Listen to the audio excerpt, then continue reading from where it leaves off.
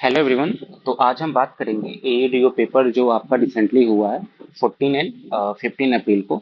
तो उसमें पार्टिकुलर हम जीएस सेक्शन को देखने वाले हैं कि इसको किस तरह से अप्रोच करते कि आपका ये पेपर इजीली सोल्व होता। Although I am not saying कि पेपर इजी था, पेपर टफ था। जिस पैटर्न से बीपीएससी पूछते आ रहा है और जिस लेवल का एग्जाम था एडीओ, उसके अकॉर्डिंग पेपर काफी टफ था। लेकिन एट द सेम टाइम अगर कोई यूपीएससी का साइकिल और पीसीएस का साइकिल में कंटिन्यूअस है तो इस पेपर को अप्रोच और लॉजिक के थ्रू सोल्व कर पाता मैक्सिमम क्वेश्चन। ठीक है, तो चलिए उसी अप्रोच और लॉजिक का आज बात करेंगे कि आप कैसे अपने मार्क्स को इंक्रीज कर सकते हैं अगर इस तरह का पेपर, इस तरह का पैटर्न अगर सेम फॉलो करता है बीपीएससी नेक्स्ट जो दो शिफ्ट बचा हुआ है उसमें। ठीक है, तो चलिए शुरू करते हैं। और मैं उम्मीद करता हूँ कि ये अप्रोच आपको 72nd बीपीएससी में भी काफी ज्यादा हेल्पफुल करेगा। तो आप इसको इस वीडियो को ध्यान से सुनना जरूर। चलिए तो शुरू करते हैं। फर्स्ट क्वेश्चन को देखते हैं। ये जो कारकोटा डायनेस्टी है ना, इसमें इसका कहीं ना कहीं मैं बीपीएससी का पीवाईक्यू देखा था तो इसमें कहीं ना कहीं कारकोटा डायनेस्टी के बारे में कहीं ना कहीं जिक्र है। तो अगर आप एक क्यूरियस स्टूडेंट होते तो जरूर थोड़ा बहुत सर्च करते कारकोटा डायनेस्टी क्या था, मतलब किस रीजन में था। बस इतना आपको पता है किस के कौन फाउंडर था, रीजन में कौन सा था। अगर इतना पता होता तो ये जो क्वेश्चन था इजीली आपका कवर अप हो जाता। लेकिन फिर भी चलिए देखते हैं ऑप्शंस को, देखते हैं ऑप्शन से कैसे इसको हम एलिमिनेट करते हैं। सबसे पहले देखते हैं फोर्थ वाला ऑप्शन। तो यहाँ पे देख रहा है क्या, इस जया पिता impose excessive taxation which we can reach rule. तो जनरली एक ट्रेंड देखा गया है, अगर आप हिस्ट्री पढ़ोगे तो जनरली एक ट्रेंड देखा गया कि मतलब इकोनॉमिक पॉलिसी के कारण ये जो रूल होता है ना वीकेंड होते जाता है। और मतलब जनरली एक ऐसा ट्रेंड देखा गया। तो इस ऑप्शन को हम साइड रखते हैं और इसको हम एक टाइम के लिए सही मानते हैं। ठीक है, तो इस अप्रोच को फोर्थ फोर्थ हम सही मान रहे हैं तो डेट मीन्स हमारा ए ऑप्शन गलत हो गया। ठीक है, अब देखते हैं क्या थर्ड वाला। अभी हमने बात किया कि ए किस रीजन में, ये आपका थोड़ा बहुत अगर आइडिया होता तो यहाँ पे एक ऑप्शन आप इजीली एलिमिनेट कर लेते हैं। थर्ड ऑप्शन में देखा गया इसमें क्या है कि ये बता रहा है टेरिटोरियल एक्सपांशन इनटू दक्कन। लेकिन जो जनरली क्या वो है ना कि कश्मीर रीजन में कन्फाइंड है, कश्मीर रीजन में इसको पाया गया है। ठीक है, कश्मीर रीजन में तो दक्कन वाला रीजन तो इजीली यहाँ से हम एलिमिनेट कर सकते थे। ठीक है, तो ये देखो 3 और 4 यहाँ पे कैंसिल आउट हो गया। अब नेक्स्ट देखते हैं सी एंड डी ऑप्शन बचा है। अब बिना ऑप्शन पढ़े भी अगर लॉजिक के थ्रू जाएंगे तो यूपीएससी का जो मैं ट्रेंड देखा हूँ ना, यूपीएससी वाला, यूपीएससी वगैरह में कि जब दो ऑप्शन बचते हैं 50-50 होते हैं और एक ऑप्शन में जो नंबर होता है ज्यादा होता है, दैट मीन्स 1 और 3 दिया हुआ और एक में 1 दिया हुआ है।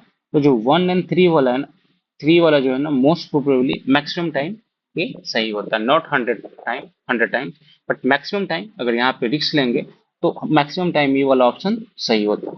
तो सेम यहाँ पे भी देखते हैं 1 2 एंड 4 दिया हुआ है, 2 एंड 4 दिया हुआ है। तो इस लॉजिक से अगर जाएंगे तो सी ऑप्शन हमारा सही हो जाता है।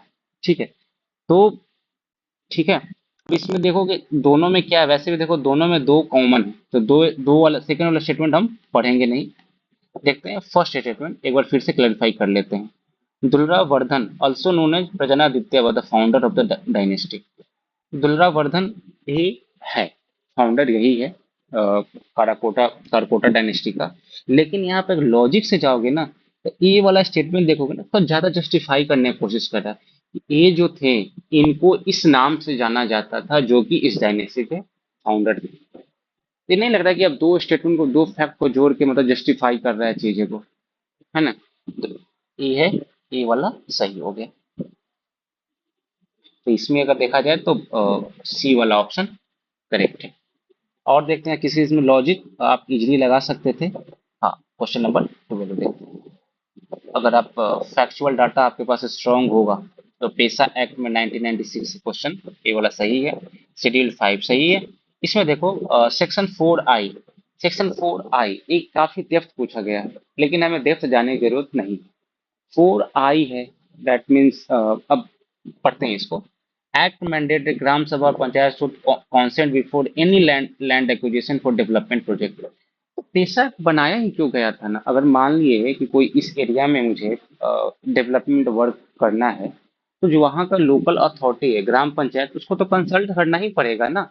आप उसके बिना कंसल्ट किए आप कैसे काम कर सकते हो? तो अगर इस लॉजिक से जाएंगे तो ये ऑप्शन तो सही होगा ही होगा। ये ऑप्शन तो सही होगा ही होगा। तो इस लॉजिक से ही हम सीधा इस ऑप्शन को हम टिक आउट करेंगे। और एक चीज और क्या है ना, कि बीपीएससी का जो सीएससी का पेपर जो है, बीपीएससी सीसी, ठीक है, सीसी का, इसमें अगर आप देखो कि 71st बीपीएससी में भी मैक्सिमम जो क्वेश्चन थे ना, मैक्सिमम क्वेश्चन तो ऑल ऑफ द एबव वाले थे ना, वो सही हुआ था। ठीक है, मैक्सिमम क्वेश्चन जो ऑल ऑफ द एबव वाला है वो सही होता है। तो अगर आप यहाँ पे ए रिस्क तो ले सकते हो कि अगर आप क्वेश्चन आपका नहीं बन रहा है, ऐसा लग रहा है कि नहीं अब कुछ रिस्क तो लेना ही पड़ेगा, तो आप ए रिस्क ले सकते हो। राइट। और दूसरी बात क्या है कि अगर आपको चीजों को ब्रॉड लेवल पे सोचना पड़ेगा, आप एक लूप में नहीं सोच सकते हो, एकदम माइक्रो लेवल पे नहीं सोच सकते हो कि एकदम माइक्रो लेवल पर सोच के पूरा चीजों को सॉर्ट आउट कर ले। हर चीज आपको नॉलेज हो नहीं सकता। एक ब्रॉडर एस्पेक्ट लगाओगे तो हाँ, एलिमिनेशन टेक्निक, लॉजिक का वर्क करेगा। ये तभी वर्क करता है जब आप ब्रॉडर एक्सपेक्ट में सोचोगे। बहुत ज्यादा माइक्रो पे सोचने लगोगे तो आपके लिए वो डाटा माइन्यूट आपको काफी इंपॉर्टेंट हो जाता है, जो आपको रिटेन करना होगा। तो हर चीज हर किसी को याद होता नहीं है। राइट। चलिए नेक्स्ट क्वेश्चन देखते हैं। 12th हो गया।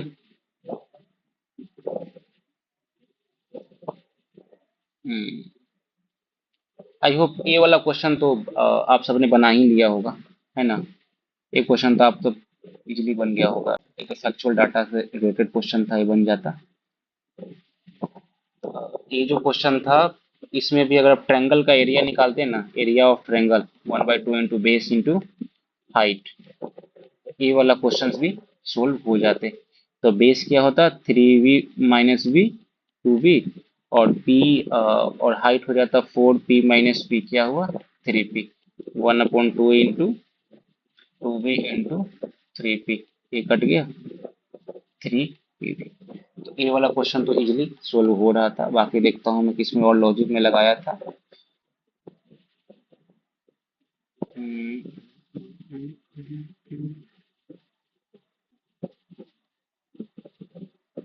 अगर ये क्वेश्चन आपको नहीं आ रहा था, तो जनरली जनरली यहाँ पे भी देखना कि जो असर्शन और रीजनिंग का जो क्वेश्चंस होते हैं, उसमें both A and R true and R is the correct explanation of A, ये जनरली सही होता है। तो ये लॉजिक भी यहाँ आप लगा सकते थे। ठीक है। ये वाला क्वेश्चन देखते हैं।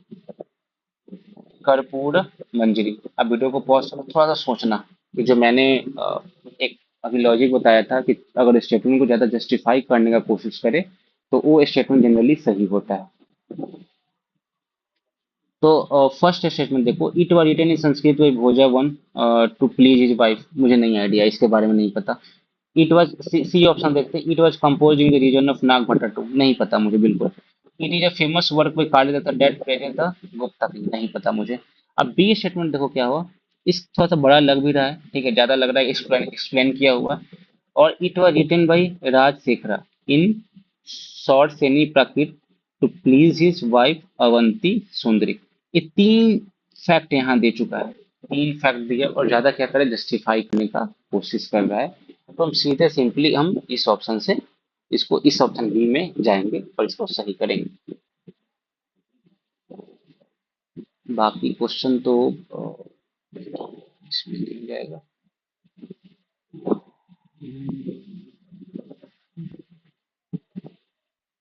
बाकी तो इसमें क्वेश्चन लॉजिक लग रहे थे। इसमें देखो,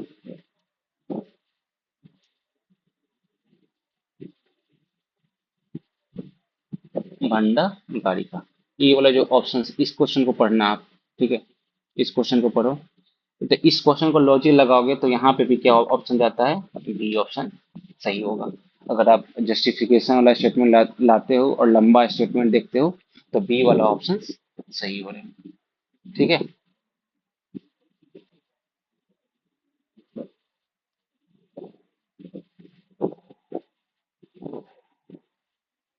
ये सब तो बेसिक क्वेश्चन था, लॉर्ड डलहौजी वाला तो आप लोग सोल्व कर लिए होंगे। बाकी मैक्सिमम क्वेश्चन क्या था, बेसिक क्वेश्चन था। हिस्ट्री में अब क्या है, देखता हूँ और कुछ है तो बन सकता था लॉजिक से। इसको बना जरूर से बना देते हैं अभी हम लोग।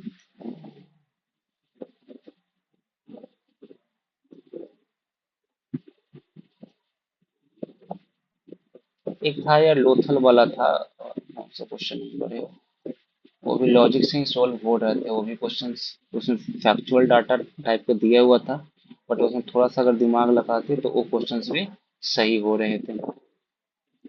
और वैसे भी उसमें ऑल ऑफ द एबव उसमें भी आंसर होगा, ठीक है।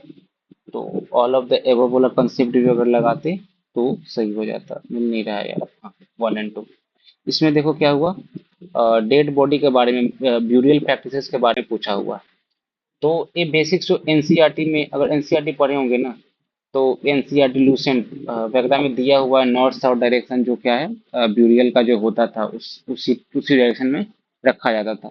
तो ए स्टेटमेंट तो हमारा इजीली सही हो रहा है, तो सी स्टेटमेंट को हम एलिमिनेट कर देंगे, ठीक है। अगर आप थीम थीम वाला जो एनसीईआरटी है ना, थीम वाला एनसीईआरटी, तो उसमें बात किया हुआ है कपल ब्यूरियल्स के बारे में कि जो लोथल में पाया गया है, कपल्स ज्वाइंट ऐसा कुछ हम लिंक करके, लिंक अगर करते हैं तो इसको ब्रॉडर पर्सपेक्टिव में देखे, अगर इसको लिंक करते हैं तो ए वाला ऑप्शन भी हम सही मारते हैं।